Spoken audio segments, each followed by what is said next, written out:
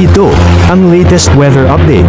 Alamin ang pinakasariwang ulat panahon ngayon dito sa Information TV Educational Channel. Kaninang 4 a.m. naglabas tayo ng thunderstorm advisory. Galing po ito sa NCR/PRSD. Inaasahan po natin yung mga pag-ulan lalo na dito sa may Zambales, Bataan, Tarlac at Pampanga. Posible itong tumagal ng susunod na 2 oras.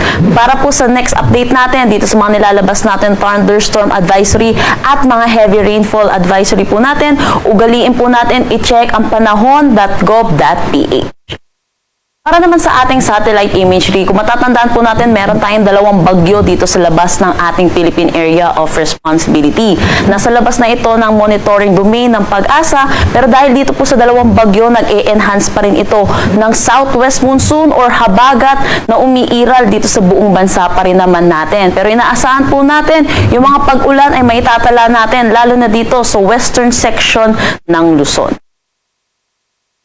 Kaninang 5 a.m. naglabas po tayo ng weather advisory hinggil sa magiging ulan nitong southwest monsoon lalo na dito sa western section ng Luzon. Pero kung matatandaan po natin, magkaiba po ang weather advisory at ang heavy rainfall warning. Kung makikita natin, 50 to 100 millimeters of rain po ay yellow. At iba po ito dito sa yellow warning na nilalabas po natin kapag meron po tayong heavy rainfall warning. So, huwag po natin gawing basehan ng class suspension ng ating weather advisory.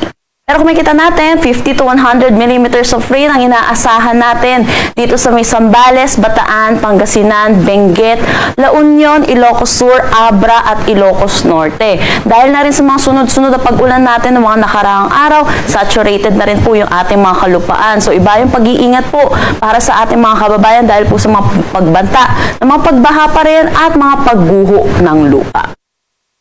Bukas naman, inaasahan natin, hihina na rin yung epekto netong southwest monsoon natin. Kung makikita natin, nabawasan na rin yung makakaroon ng mga significant rainfall. At inaasahan na lang natin ito dito sa may Ilocos Norte, Abra, Ilocos Sur, La Union at Benguet. Pero inaasahan pa rin po natin, 50 to 100 millimeters of rain pa rin po ito. Mataas pa rin po ito. So iba yung pag-iingat pa rin po sa ating mga kababayan.